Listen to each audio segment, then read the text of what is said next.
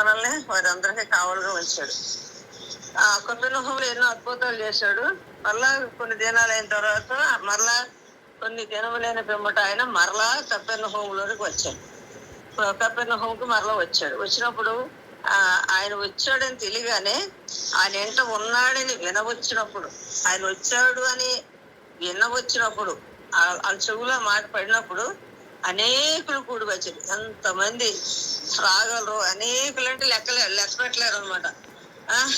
అనేకులు కూడి వచ్చేది కనుక వాకిట వారికి స్థలం లేకపోయింది. ఆయన వరకు వాక్యం బోధించుండగా అనేకులు వచ్చారు. వాకిట్లో కూడా స్థలం లేదు, ఇల్లు నిండిపోయింది, బయట వాకలు కూడా నిండిపోయింది, ఒకటి కూడా స్థలం లేదు. ఆ స్థలం లేకపోయింది. ఆయన వారికి వాక్యం బోధించున్నాడు. ముసలికి దేవుడు ఏం చెప్తున్నాడు? వాక్యం చెప్తున్నాడు, వాక్యం బోధిస్తున్నాడు.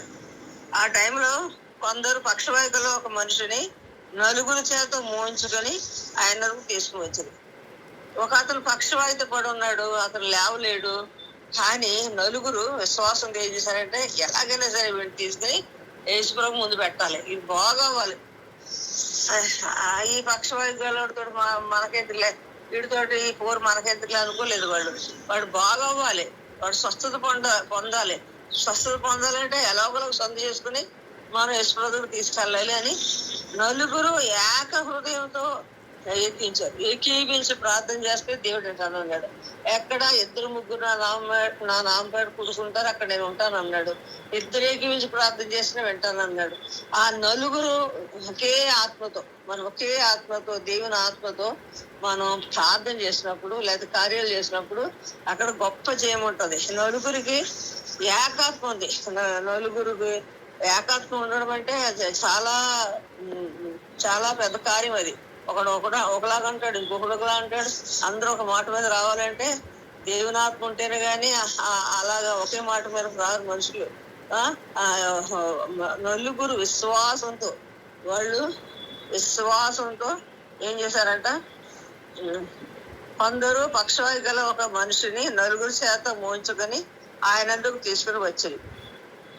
చాలా మంది కూడి ఉన్నందున వారు ఆయన వద్దకు చేరలేకపోయారు. తీసుకొచ్చారు. ఆయన ఆ పక్షవాయు రోగుల్ని వాళ్ళ దగ్గర తీసుకెళ్దామంటే ఇల్లు నిండిపోయారు, వాకులు నిండిపోయారు, అక్కడ స్థలం లేదు, వాళ్ళ కాలేదు. వారు ఆయన వద్దకు చేరలేక ఆయన ఉన్న చోటుకి పైగా ఇంటి కొప్పు ఇప్పి సందు చేసి పక్షవాయు గలని పరుపుతోనే దించారు.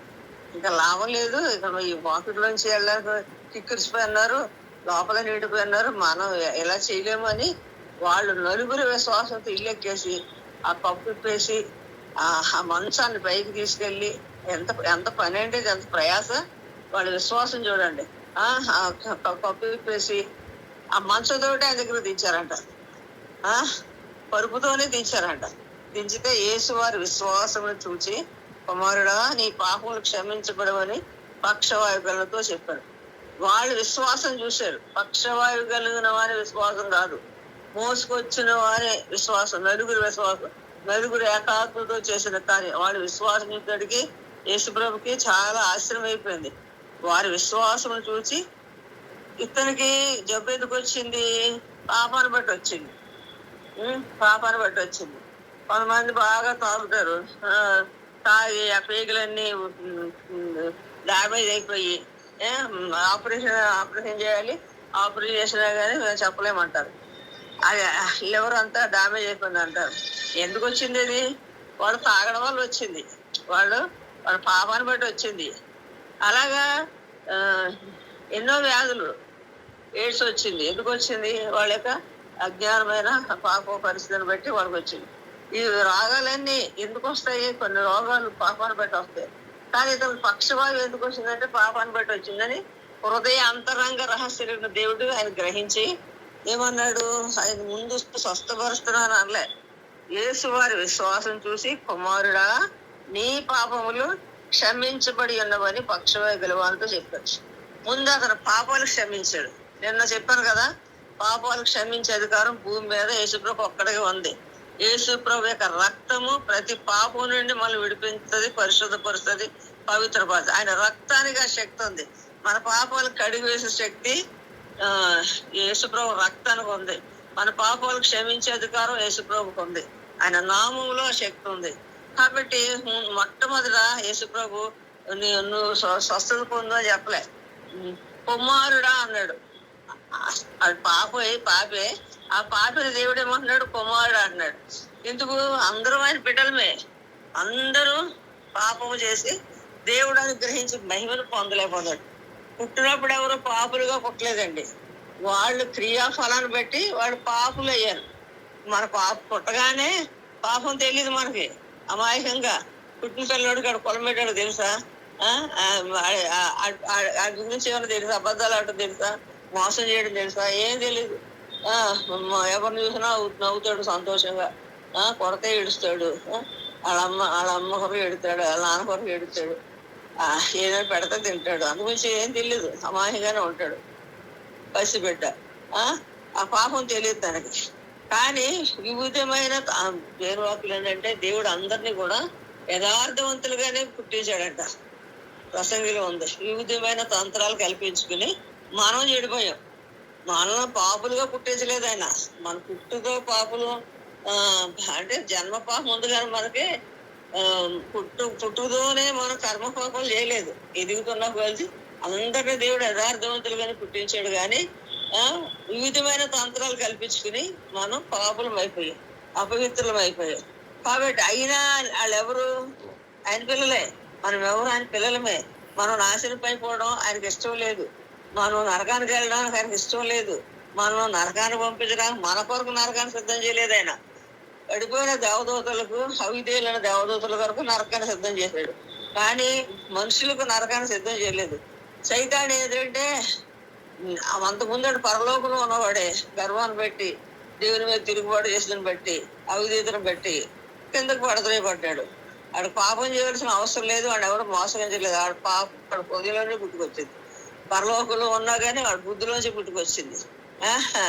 మరి కాబట్టి వాడితో పాటు అనేక మంది దేవదూతలను లాక్కొచ్చాడు. వాళ్ళే ఇప్పుడు దురాత్మలాగా ప్రజలను పట్టి పీడిస్తున్నారు. అనేక దేవతలాగా వాడు సేవించబడుతున్నారు. కాబట్టి ఇతనికి ఎందుకు వచ్చింది? పక్షవాయువు పాపాన్ని బట్టి వచ్చింది.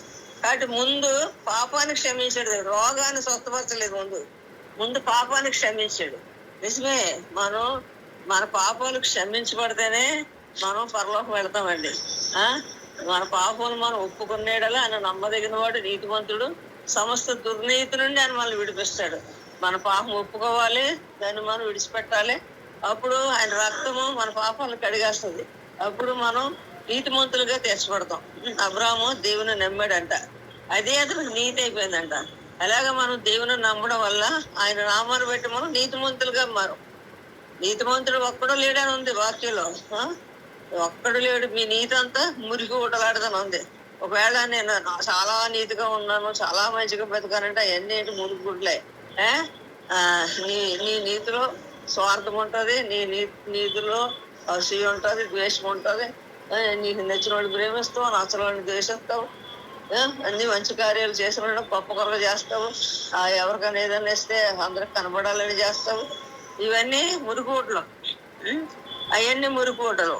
మన నీతంతా మురుగుగుడ్డ దేవుని దృష్టిలో. కానీ మనము ఆయన నమ్మితే అది మనకు నీతి. అబ్రాహాము దేవుడు నమ్మాడు, అది అతనికి నీతి అయిపోయింది. ఎంత నమ్మాడు అబ్రాహాము? కొన్ని తప్పులు చేసినా కానీ అంచులంచులుగా ఎదిగాడు అబ్రాహాం. ఆఖరికి నీ ఏకైక కుమారుడు నాకు దహన బలిగా ఇచ్చాయంటే అబ్రాహాము నమ్మాడు. ఎందుకంటే ఇస్సాకు వల్లనే నీ సంతానం అన్నాడు. పిల్లోడిని ఇచ్చింది ఆయనే, ఇసాకు అని పేరు పెట్టింది ఆయనే. ఇసాకు వల్లే నీ సంతానం అన్నాడు. ఇసాకు ఉంటే ఇసాకులోని సంతానం వస్తుంది. ఇసాకుని బలి ఇచ్చేయమంటే ఒకవేళ బలి ఇచ్చేస్తాను, పారిపోతాడు, బూడిదైపోతాడు. ఇసాకు నా బూడిదలోంచి కూడా లేపగలడు ఆయన. మృతుల్యుడైన నాలో నుంచి, శారీరకంగా ఏ బలం లేని నాలో నుంచి సర్వశక్తిమంతుడైన దేవుడు ఇస్సాకుని నాలోంచి తీసినప్పుడు బూడిదలోంచి చేయలేడా? బూడిదలోంచి ఇసాకు లేపలేడా అని దేవుడిని నమ్మాడు అబ్రాహాం. అది అతనికి నీతి అయిపోయింది. నిజమే, మనం గుడ్డుగా దేవుని నమ్మాలి. ఏ పరిస్థితులు మనకున్నా, ఏ కష్టాలు మనకున్నా, ఏ రోగాలు మనకున్నా మనం గుడ్డుగా దేవుని నమ్మాలి. మన పాపం అయితే క్షమించమని అడగాలి, లేకపోతే ఆయన స్వస్థపరచమని అడగాలి. ఈ నలుగురు విశ్వాసంతో అతను తీసుకొచ్చాడు. యేసుప్రభు తెలుసు అతనికి ఎందుకు వచ్చిందో. అందరి హృదయ అంతరంగాలు ఎరుగు దేవుడు కదా. పాతాళము అగాధ కోపము ఆయనకి తేటగా కనపడుతున్నాయంట. మనుషుల హృదయం ఇంకా తేటగా కనపడుతుంది కదా. ఆయన మరుగైంది ఏముంది? అగాధ కోపం కనపడుతుంది, పాతాళం కనపడుతుంది ఆయనకి. మరి మన హృదయంలో ఏముందో తెలియదు, ఆయనకి తెలుసు. మనకు తలంపు పుట్టక ముందే ఆయనకు తెలుసు. మన నోటంట మాట రాకముందే ఆయనకు తెలుసు. మనం ఏం చేస్తున్నామో, ఏమి తలస్తున్నామో, ఏం చేయబోతున్నామో అన్నీ ఆయనకు తెలుసు. ఆయనకి మరుగైంది రహస్యం ఏంటంటే ఏది లేదు. రహస్యం చేస్తాం అనుకుంటాం కానీ అదండి దేవతలకు తెలుసు, దెయ్యాలకు తెలుసు, దేవుడికి తెలుసు మనం చేసే పనులు. నీ పాపములు క్షమించబడి ఉన్నవని పక్షవాయువు గలవానితో చెప్పాను. శాస్త్రుల్లో కొందరు అక్కడ కూడి ఉండేది. అక్కడ శాస్త్రులు ఉన్నారు. శాస్త్రుల పరిచయాల్లో దేవుడు ఎప్పుడు కూడా గద్దిస్తా ఉన్నాడు. శాస్త్రులారా పరిచయాలారా అయ్యో అని వాళ్ళు గద్దిస్తా ఉన్నాడు. అడుకుని లోపల అనుకుంటున్నారు, ఏమనుకుంటున్నారు? పాపాలు క్షమించడానికి ఎత్తినప్పుడు వారు ఇతడు ఎందుకు చెప్తున్నాడు? దేవదోషం చేస్తున్నాడు కదా. దేవదోషం చేస్తున్నాడు కదా. దేవుడు ఒక్కడే తప్ప పాపలు క్షమించగలవాడు ఎవడని తమ హృదయములో ఆలోచించుకుంటారు. బయటకేమనలేదు కానీ వాళ్ళు హృదయాల్లో ఆలోచించుకుంటారు. ఎవరు? శాస్త్రులు. వాక్యం అంతా తెలిసి వాళ్ళకి దేవదోషం చేస్తున్నాడు కదా. ఇలాగ ఎందుకు మాట్లాడుతున్నాడు? వారు ఇతడు ఇట్లెందుకు చెప్తున్నాడు? దేవదోషం చేస్తున్నాడు కదా. దేవుడు ఒక్కడే తప్ప పాపములు క్షమించగలవాడు ఎవడని తమ హృదయములో ఆలోచించుకుంటారు. ఎవరి హృదయాల్లో వాళ్ళు ఆలోచించుకుంటారు. రేటు ఎలా మాట్లాడతారు? దేవదోషం చేస్తున్నాడు కదా, పాపాలు ఎవరు క్షమిస్తాడు? దేవుడు క్షమిస్తాడు. ఇది దేవుడు అని వాళ్ళు నమ్మట్లే. దేవుని కార్యాలు వస్తున్నారు కానీ దేవుడు మన కొరకు పంపిన మెస్సీయా అని వాళ్ళు గుర్తించట్లేదు. కాబట్టి వాళ్ళ హృదయాలు ఏమనుకుంటున్నారు? దేవుడు ఒక్కడే తప్ప పాపములు క్షమించగలవాడు ఎవడని హృదయంలో ఆలోచించుకున్నది. వారు తమలో తాము ఎలాగని ఆలోచించుకున్నట యేసు వెంటనే తన ఆత్మలో తెలుసుకుని మీరు ఇలాంటి సంగతులు మీ హృదయంలో ఎందుకు ఆలోచించుకుంటున్నారు? వాళ్ళ హృదయంలో ఆలోచించుకున్నవి కూడా వెంటనే దేవుడు తెలుసుకొని. చూసారండి మన దేవుడు ఎంత గొప్ప దేవుడో, ఎంత అనంత జ్ఞానం. ఆయన జ్ఞానానికి మితి లేదంట. నీ హృదయంలో నువ్వు ఆలోచించుకునేది కూడా ఆయనకు తెలిసిపోద్ది. ఇప్పుడు ఎలీషా కాలంలో ఇశ్రాయేల్ రాజు సిరియా రాజు ఇశ్రాయేల్ మీదకి యుద్ధానికి రావాలని ప్రయత్నం చేస్తాడు. చేసేదాడికి ఆడు యుద్ధానికి వెళ్దాం వల్ల అక్కడ ఇశ్రాయేల్ రాజు చక్కబడిపోతుంటాడు వీళ్ళకి దొరకకుండా. ఆ సిరియా రాజుకి ఏమో అర్థం కావట్లేదు, ఏంటిది మనలో ఎవడో ఉన్నాడు, ఎవడో ఉండి ఏం చేస్తున్నాడు, మన గుట్టంతా తీసుకెళ్లి ఇశ్రాయేల్ రాజు చెప్తున్నాడు, అందుకే మనం యుద్ధానికి వెళ్ళాం, మనం జయించలేకపోతున్నాము, ఎవరు వెళ్ళాలి, వాళ్ళు ఎవరు చెప్పండి రా అని తన అంతఃపురంలో అందరిని పిలిచి అడుక్కున్నాడు. అడుక్కుంటే ఒక అతను లేదన్నాడు, అయ్యా ఎవ్వరు ఇక్కడి నుంచి రాజు సమాచారం చెప్పేవాళ్ళు ఎవరు లేరు, కానీ అక్కడ ఎలీషా అని ఒక ప్రవక్త ఉన్నాడు. ఆ ప్రవక్త నీ అంతఃపురంలో ఏం మాట్లాడుకుంటున్నావో ఆయన తెలిసిపోద్ది. అతను ఇశ్రాయేలు రాజు చెప్పేస్తాడు. అది జరిగే పని అని ఒక అతను లేచి రాజు చెప్పాడు. అలాగా అదెంత పని, వెళ్ళి అయితే సైన్యంతో వెళ్ళి ఆ ప్రవక్తను పట్టుకొచ్చేయండి అన్నాడు సిరియా రాజు. సరే దొండంతా వెళ్ళింది ఎక్కడే ప్రవక్తను పట్టుకు రావడానికి. తెల్లారి లేచినప్పుడు ఎలీషా సేవకుడు ఉదయం లేచినట్టుకి ఎలీషా ఉన్న ఆ ప్రాంతం అంతా సైన్యం చుట్టేసి ఉన్నారట. వీడు లేచి చూసినట్టుకి సేవకుడికి గుండె అదిరిపోయినట్టు అయిపోయింది. అయ్య బాబో ఎంతమంది, నా ఇల్లు కూడా సైన్యం చుట్టేసుకుంది, చుట్టూరు సైన్యం ఉంది అని కేకలేస్తున్నాడు. ఎలీషా దేవునికి ప్రార్థన చేశాడు. ఏమని? దేవా ఇతను కళ్ళు తెరువు అని ప్రార్థన చేశాడు. ఎవరి కళ్ళు?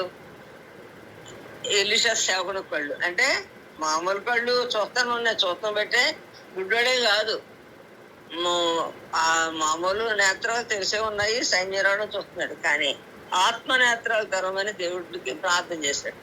ఎలీషా సేవకుడు కళ్ళు తెరవగానే అతనికి ఏం కనపడింది? ఎలీషా చుట్టూరు అగ్ని రథాలు, అగ్ని గుర్రాలు ఉండడం కనపడింది. అంటే ఎలీషా చుట్టూరు ఎంత కాపుదల ఉందో గ్రహించుకున్నాడు అనమాట. ఉమ్, ఆ అప్పుడు ఎలిషా ఏం చేశాడంటే ఆ దేవుడికి ప్రార్థన చేశాడు. ఆ సైన్యానికి అందరికి గుడ్డితనం కలిగించే ప్రభావం ప్రార్థన చేశాడు. ఇక్కడ మన సేవకుడికము కళ్ళు తెరవని ప్రార్థన చేస్తాడు. వచ్చిన సైన్యానికి అందరికీ గుడ్డితనం కలిగించి అని చెప్పి ప్రార్థన చేస్తాడు. అంతే, వాళ్ళకి అందరి కళ్ళు మూసిపోయి ఎవరికి ఎక్కడ ఉన్నారో ఏం చేస్తున్నారో తెలియదు. అప్పుడు ఎలీషా వెళ్ళి, ఇది దారి కాదు, మీకు దారి చూపిస్తాను రండి అని ఆ సైన్యానంతా మరి రాజు దగ్గర తీసుకొచ్చాడు. రాజు దగ్గర తీసుకొచ్చేటికి అంతా రాజుని ఇంకా వీళ్ళందరూ చంపేయమంటావా అని అడిగాడు రాజు. నీ ఖర్చు చేత నీ ఈటి చేత నువ్వు కార్యం జరిగించినట్టు ఎందుకు అలా చెప్తావు? వాళ్ళకి మంచి భోజనం వండి పెట్టాను, మంచిగా భోజనం పెట్టి మళ్ళా కళ్ళు తెరమని నిమిషం ప్రార్థన చేస్తే మళ్ళా కళ్ళు తెరితే ఎక్కడ ఉన్నారు వాళ్ళు? రాజు సన్నిధిలో ఉన్నారు. రాజు వాళ్ళకి మంచి భోజనం పెట్టి పంపించాడు. మళ్ళీ అన్నాడు ఇదే రాజు వాళ్ళ మీదకి యుద్ధం రాలేదు. చూసారా, మన మనసులో ఏమనుకున్నది దేవుడికి తెలిసిపోద్ది, దేవుని బిడ్డలకు కూడా తెలిసిపోద్ది, దేవదూతలకు తెలిసిపోద్ది, దెయ్యానికి కూడా తెలుస్తుంది కొంతవరకు. అంతా తెలియకపోయినా కానీ కొంతవరకు దానికి కూడా తెలుసు. ఎందుకంటే అది కూడా ఆత్మలో సంచరిస్తుంది కదా. దానికి అంతకుముందు లూసిఫర్ కూడా దేవుని దూతే కదా. అంతే తోడిపోయింది. కానీ అప్పుడు యేసు ఏమన్నాడంటే, యేసు వెంటనే తన ఆత్మలో తెలుసుకుని మీరు ఇలాంటి సంగతులు మీ హృదయంలో ఎందుకు ఆలోచించుకునిచున్నారు? ఈ పక్షవాయు గలవు అనేతో నీ పాపములు క్షమించబడి ఉన్నవని చెప్పడం సులభమా? నీవు లేచి నీ పరిపెత్తుకుని నడుమని చెప్పడం సులభమా? అయితే పాపములు క్షమించడం భూమి మీద మనిషి కుమారునికి అధికారము కలదని మీరు తెలుసుకొనగలని వారితో చెప్పి, వాళ్ళు ఏమన్నారు? ఎవరు క్షమిస్తారు పాపాలు?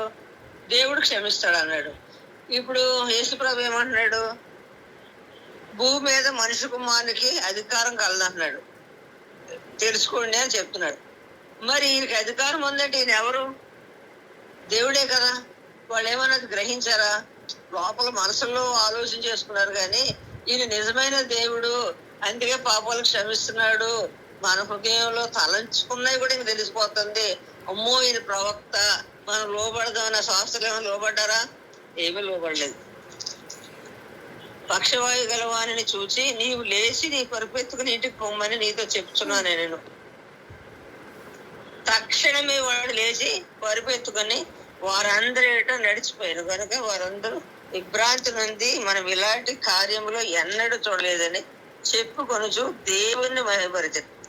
పక్షవాయు గలవానితో అన్నాడు, నీ పరిపెత్తుకుని నువ్వు వెళ్ళిపో. నలుగురు చేత మోసుకుని రాబడ్డవాడు తాను పరిపెత్తుకుని తానే వెళ్ళిపోయాడు. ఎంత శక్తి వచ్చినది! యేసు మాటల్లో ఎంతో శక్తి ఉంటుంది, యేసు మాటల్లో ఎంతో బలం ఉంటుంది. యేసు మాటలో ఎంత శక్తి గల నీళ్లను ద్రాక్షారసంగా మార్చింది యేసు యొక్క మాట. కానాను విందులో అక్కడ లోటును తీర్చింది. లాజరు బయటకు రాని పిలిచింది యేసు మాట. మరి యాయిరు కుమార్తెలు లేపింది యేసు మాట. ఎదరాల కుమారుడు లేపింది యేసు మాట. యేసు మాటలో ఏముంది? జయం ఉంది, పాపాలు క్షమించే అధికారం ఉంది. నిజంగా మన దేవుడు ఎంత గొప్ప దేవుడు మనం గ్రహిస్తే, ఇంత గొప్ప దేవుడు కలిగిన మనం ఎంత ధన్యులము, ఎంత ధన్యులము, ఎంత ధన్యులము, ఎంత మంచి తండ్రి మనకు ఉన్నాడు. మన పాపాలు క్షమించే అధికారం కలిగిన దేవుడు మనకున్నాడు. ఆయన సముద్ర తీరమును మరలా నడిచిపోచుండాను. జనులందరూ ఆయన ఎద్దుకు రాగా ఆయన వారికి బోధించను. మళ్ళీ ఆయన సముద్ర తీరాన్ని వెళ్ళిపోతుంటే ప్రజలందరూ ఆయన దగ్గరకు వచ్చారు. వస్తే వాళ్ళందరికీ ఆయన ఏం చెప్తున్నాడు? అక్కడ వాక్యం బోధించాడు, ఇక్కడ ఆయన వాక్యం బోధించాడు. ఆయనకి ఒంటరి వెళ్ళి ప్రార్థన చేయడం, వాక్యం బోధించడం అనేది ఆయన వాడుక. మనకు కూడా అలాంటి అలవాట్లు ఉండాలి. దేవుని వాక్యము మనం చదవాలి, ధ్యానించాలి, అవసరమైనప్పుడు బోధించాలి. ఈ యేసుప్రభుకి అలవాట్లు. అందరికడ లేచి ఆయన అరణ్యానికి వెళ్ళి ప్రార్థన చేసేవాడు, ఒంటరిగా కొండ శిఖరానికి వెళ్ళి తండ్రితో గడుపుకునేవాడు. అలాగే ఏకాంత ప్రార్థన కూడా మనకు ఉండాలి. ఆయన మార్గం వెళ్ళుచు సుంకం వెళ్ళిన వద్ద కూర్చున్న అల్పాయు కుమారుడు లేవిని చూచి నన్ను వెంబడించమని అతనితో చెప్పగా అతడు లేచి ఆయనను వెంబడించాడు. ఇక్కడ లేవిని చూసి నన్ను వెంబడించి అని చెప్పాడు. అతని ఎంట ఆయన భోజనంలో కూర్చుని ఉండగా సుంకరులను పాపులను అనేకులు ఏసుతోనూ ఆయన శిష్యులతోనూ కూర్చుని ఉండేది. ఇటు వారు అనేకులు ఉండేది. వారు ఆయనను వెంబడించున్న వారేది. పరిసయ్యులతోనూ శాస్త్రులు ఆయన పరిసయ్యులలోనున్న శాస్త్రులు ఆయన సుంకర్లతోనూ పాపులతోనూ భుజించిన చూసి ఆయన సుంకర్లతోనూ పాపులతోనూ కలిసి భోజనం చేస్తున్నాడు ఏమని ఆయన శిష్యులు అడగగా యేసు ఆ మాట విని రోగులకే గాని ఆరోగ్యం గలవానికి వైద్యుడు అక్కర్లేదు, ఆరోగ్యం గలవానికి వైద్యుడు అక్కర్లేదు, నేను పాపులనే పిలవచ్చి తిని గాని నీతిమంతులను పిలవరాలేదని వారితో చెప్పాను. ఏంటి ఈ లేవి అనేవాడు సుంకం వదిలి చేసేవాడు. అతను అందరూ అన్యాయంగా అక్రంగా సుంకాన్ని వసూలు చేసిన దాన్ని బట్టి పాపి అన్నారు.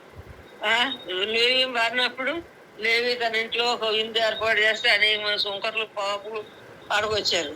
వచ్చి వాళ్ళతో కూడా యేసుప్రభు భోజనం చేస్తుంటే ఈ శాస్త్రుల పరిస్థితులకు ఏం పని, యేసుప్రభుని వెంబడిస్తానే ఉండేవారు కానీ యేసు మాటలు హృదయంలోకి ఏమైనా తీసుకున్నారా?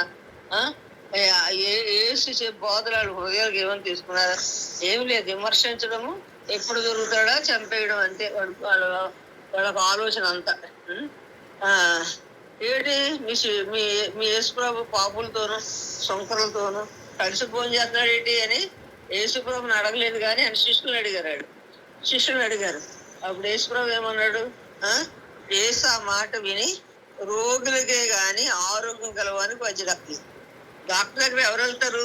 ఏదైనా రోగం ఉన్న వాళ్ళు వెళ్తారు. డాక్టర్ గారి దగ్గరికి వెళ్ళి నాకు ఏ రోగం లేదండి, నాకు వైద్యం చేయండి అంటే డాక్టర్ ఎవరంటే నీకు అనిపించా, రోగం లేకపోతే నా దగ్గర తీసుకొచ్చావు నువ్వు అంటాడు. వైద్యుడు ఎవరికి కావాలి? రోగం కలిగిన వాళ్ళకి. ఆరోగ్యం కలిగిన వైద్యుడు అక్కర్లేదు, నేను పాపులనే పిలవచ్చుదని కానీ నీతిమంతులను పిలవరాలేదని వారితో చెప్పాను. యోహాను శిష్యులను పరిసయ్యులను ఉపవాసం చేయటం కొద్దు.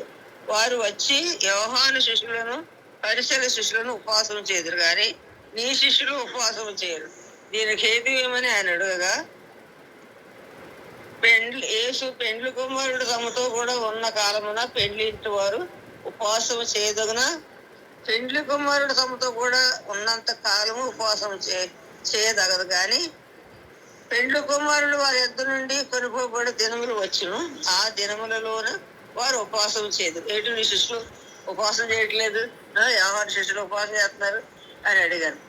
పెండ్లి కుమారుడు నేను వాళ్ళ దగ్గర ఉన్నాను, వాళ్ళ అవసరమైన తీర్చమని ఉన్నాను, వాళ్ళకి ఉపవాసాలు చేయవలసినంత అవసరం లేదు. కాబట్టి పెండ్లి కుమారుడు ఉన్నదా? పెండింట్లో ఉపవాసాలు ఉంటారా? పెండింట్లో విందులు వినోదాలు ఉంటాయి. అలాగే పెండ్లి కుమారుడు వారి ఇద్దరు నుండి కొనుక్కోబడి దినములు వచ్చును, ఆ దినముల్లోనే వారు ఉపవాసం చేతులని చెప్పాడు.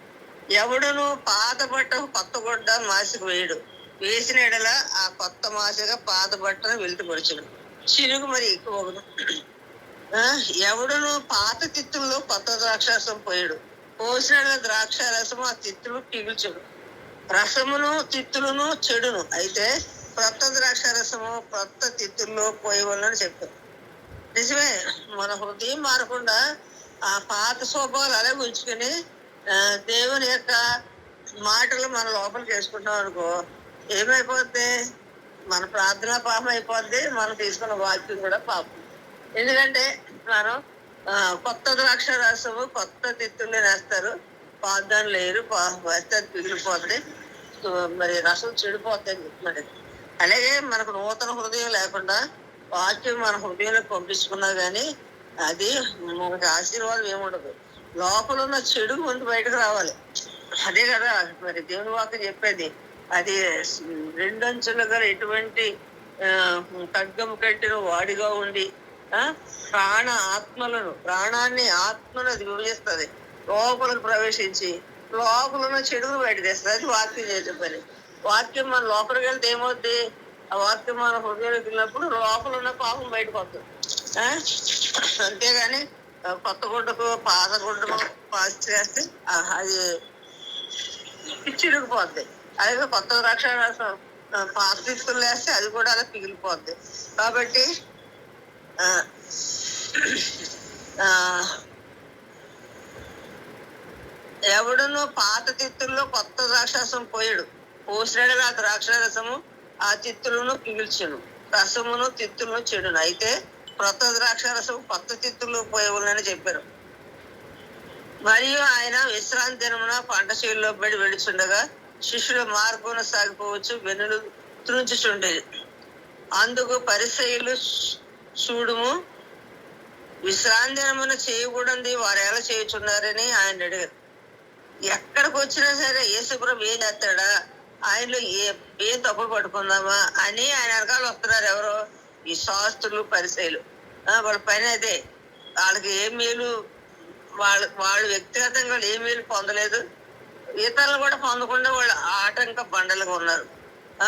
అందుకు పరిసయ్యులు చూడుము, విశ్రాంతి దినమున చేయకూడదు వారు ఎలా చేస్తున్నారని ఆయన అడిగారు. అందుకు ఆయన వారిది ఇట్లా, తానును తనతో కూడా ఉన్న వారును ఆకలి కొన్నందున దావీదునకు అవసరం వచ్చినప్పుడు అతను చేసినది మీరు అన్నడూ చదవలేదా? అభ్యంతర ప్రధాన యాజకుడు ఉండగా దేవమందిరంలోనికి వెళ్ళి యాజకులే గాని ఇతరులు తినకూడని సొమ్ము రొట్టెలు తాను తిని ఇంట్లో కూడా ఉన్న వారికి ఇచ్చాను కదా అని చెప్పారు.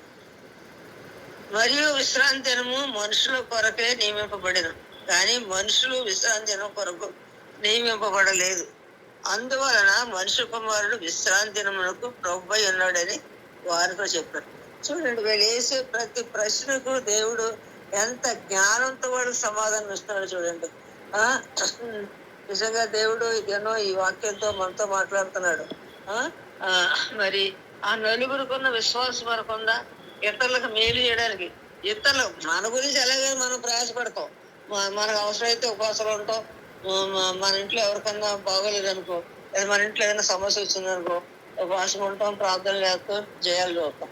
కానీ పొరుగు వాని గురించి, ఇతరుల గురించి మనకు ఆ భారం ఉందా? వీళ్ళు నలుగురు వాళ్ళు సొంత కార్యాన్ని చూసుకోలేదు. అందుకే పౌలు గారు తిమోతి అంటాడు, అందరూ సొంత కార్యాలు చూసుకుంటున్నారు, కానీ యేసు రాజ్య విషయమే, ఆయన నీతిని రాజ్యాన్ని మొదలు వెతకండి అని చెప్తున్నాడు. దేవుని రాజ్య విషయం మనకు భారం ఉందా? నశించిపోయే ఆత్మల పట్ల మనకు భారం ఉందా? భారం అంటే ఏం చేస్తాం? వాళ్ళ కొరకు మనం ప్రేమతో ప్రార్థన చేస్తాం. వాళ్ళ కొరకు అవసరం ఉన్న వాళ్ళ కొరకు పరిచయం చేయడానికి వెళతాం. నిజంగా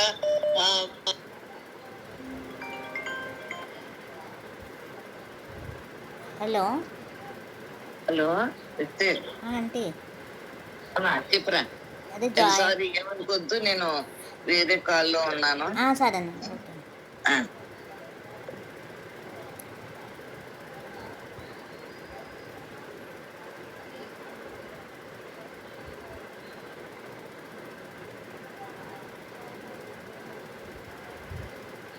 రెండు సంవత్సరాల నుంచి అవే ఆ వ్యాధితో బాధపడుతుంది. యేసుని గురించి వింది. విన్న తర్వాత ఏమనుకుందంటే, తన హృదయంలో అనుకుంది, నేను వెళ్ళి ఆయన వస్త్రం చేను ముడితే చాలు నేను బాగైపోతాను అనుకుంది. ఒక నిర్ణయం తీసుకుంటాను. అసాధ్యమైనది సాధ్యం చేసే నిర్ణయం. ఎంతో బలహీనరాలు, అంతా రక్తం అంతా పోయి ఎంతో నిస్సత్వం అయిపోయింది. ఎంతో మంది వైద్యుల దగ్గరికి వెళ్ళిందంట, ఎన్నో తిప్పలు పడిందంట, ఉన్నదంతా ఖర్చు చేసుకుందంట, కానీ ఆమె స్వస్థత రాలేదు. యేసుని గురించి ఉన్నప్పుడు ఆమెకి విశ్వాసం వచ్చింది. ఆ విశ్వాసంతో ఆ మనుషులు తప్పించుకుని విశ్వాసంతో వెళ్ళి రహస్యంగా చదువు చేసుకుని ఆయన వస్త్రాలు ఉట్టిపోయింది. వెంటనే ఆయన ఉన్న ప్రభావంలోకి వెళ్ళిపోయింది. చూసారా, ఆమె రహస్యంగా చేసినది. అందరు కనబడేటట్టు చేయలేదు, కానీ రహస్యంగా తన హృదయంలో అనుకుని నిశ్చయం చేసుకుని వచ్చి ఆయన వస్త్రవిషయం ముట్టుకుంది. ఎంత గొప్ప స్వస్థత పొందింది.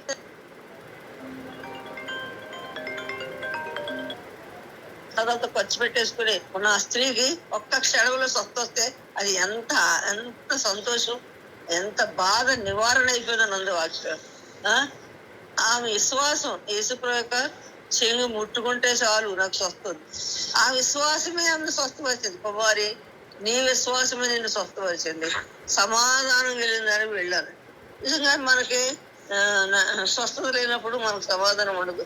ఇంట్లో ఏదైనా సమస్య ఉన్నప్పుడు మనకు సమాధానం ఉండదు. కానీ మన విశ్వాసంతో ఏసు దగ్గరికి వెళితే ఆయనలో ఉన్న ప్రభావం మనలోకి వస్తే మనకి ఎంత నిరీక్షణ వస్తుందో తెలుసా, ఎంత ధైర్యం వస్తుందో తెలుసా. నీతిమంతుడు సింహంలాగా ధైర్యంగా ఉంటాడంట.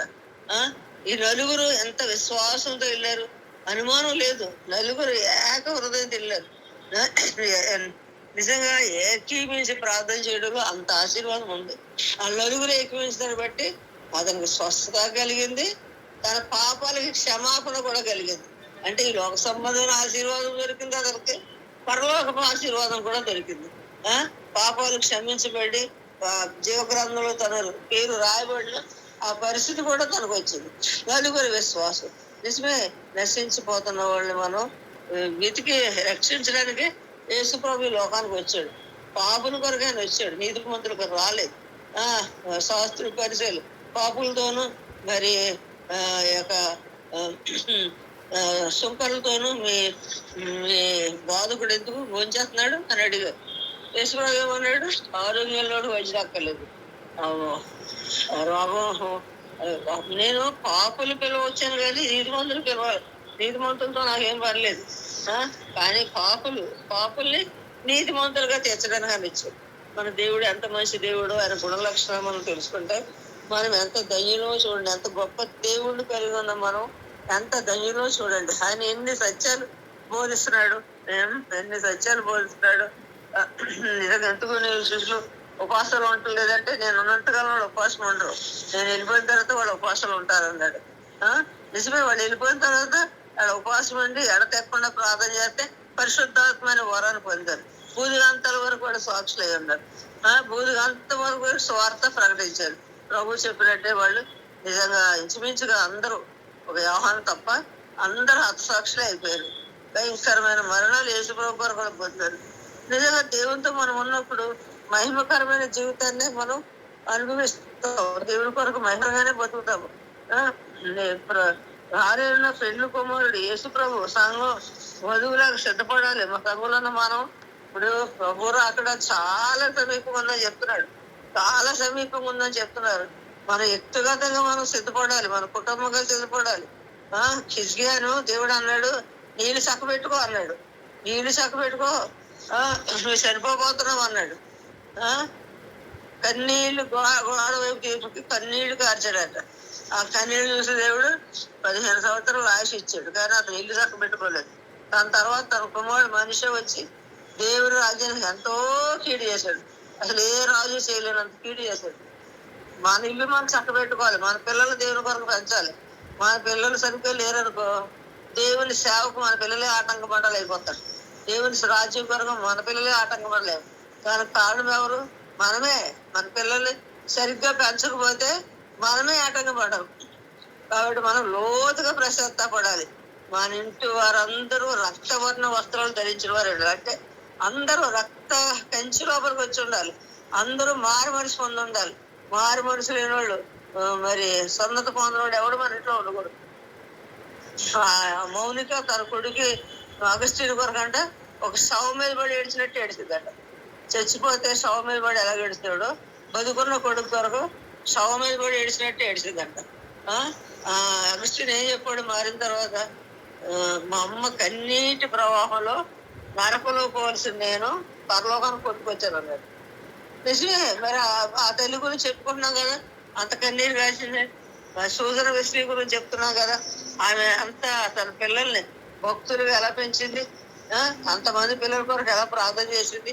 మరి తల్లులమైన మనకు దేవుడు ఇచ్చిన భారాన్ని మనం కలిగి ఉన్నాము. మన కొరకు, మన పిల్లలు, మన మనవుల కొరకు అలా ప్రార్థన చేసేవాళ్ళం ఉన్నామా? దేవుని వాక్య ప్రకారము మనం జీవిస్తున్నామా? మన హృదయ స్థితి ఎలాగుంది? పాత కిస్తుల్లో కొత్త ద్రాక్షారసం పోయిద్దన్నాడు. మన హృదయం సరిగ్గా లేకుండా దానిలోకి నువ్వు వాక్యంతో నింపేసుకున్నావు అనుకో, ఆ పాడైపోయిన ఆ రసంలోకి ఈ వాక్యం కూడా వెళ్తే వాక్యం కూడా పాడైపోద్ది. అక్కడ నీకు ఆశీర్వాదం ఏమి రాదు. ముందు నీ హృదయాన్ని శుద్ధి చేసుకోవాలి, శుద్ధి చేసుకోవాలి. మరి పాత గుడ్డుకు పాత గుడ్డుకు కొత్త గుడ్డు మాసిపోయారు. క్రైస్తత్వం వెళ్తూ కనబడిపోద్ది. ఆ పాతదాంతో కలవదు. దాని రంగు ఎరుగుంటుంది, దాని షేడ్ ఎరుగుంటుంది, దాని కళ ఎరుగుంటుంది, సపరేట్ కనబడిపోద్ది. కాబట్టి ఆ పాతదాంతో సమానంగా అతుక్కుంటుంది పుట్టినా కానీ. కాబట్టి మన హృదయాలు ఎలాగున్నాయి, మన పాత బతుకు ఎలాగుంది, మన కొత్త బతుకు ఎలాగుంది, మనం నిజంగా దేవునితో సరిగ్గా ఉన్నామా? ఆ పక్షవాయువు గలుగుని వాడికి తన పాపను బట్టి ఆ పక్షవాయువు వచ్చింది. యేసులో ముందు పాపాలు క్షమించాడు, తర్వాత రోగాన్ని స్వస్థపరిచాడు. మరి మన పాపాలు క్షమించబడ్డాయా? కుమారుడా నీ పాపాలు క్షమించబడ్డాయని మరి ఆ పక్షవాయు రోగంతో దేవుడు చెప్పాడు. మరి మన పాపాలు క్షమించబడ్డాయని దేవుడు మనతో చెప్పాడా? ఆ వాగ్దానం ఉందా? ఆ రక్షణ వాగ్దానం ఉందా? మా పాపాలు క్షమించబడిన లిస్టులో ఉన్నామా, లేకపోతే మనం ఏ లిస్టులో ఉన్నాము? మనం ఎలాగుంది, మన హృదయం ఎలాగుంది? రోగాలు, పాపం క్షమించబడిన తర్వాత రోగాన్ని స్వస్థపరిచాడు, శరీర స్వస్థ కూడా దేవుడు ఇచ్చాడు.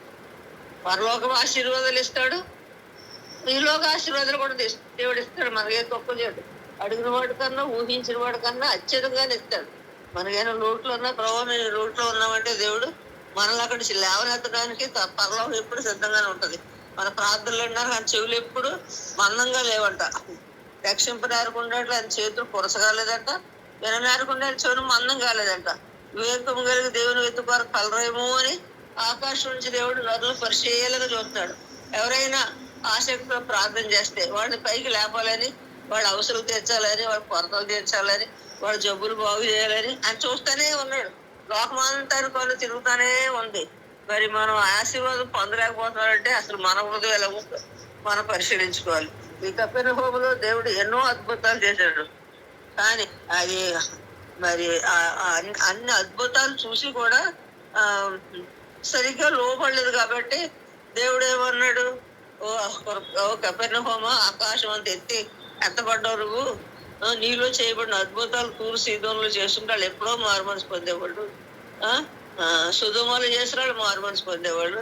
నీ మధ్య ఎన్ని అద్భుతాలు చేసినా నీకు మారుమనసు లేదని ఆ యొక్క కపెర్నహూమును దేవుడు గద్దించాడు. నిజమే, కొన్నిసార్లు దేవుడు మనకు గద్దిస్తాడు. దేవుడు వాక్యం విని కూడా వాక్యానుసారంగా మనం జీవించకపోతే దేవుడు మనల్ని గద్దిస్తాడు.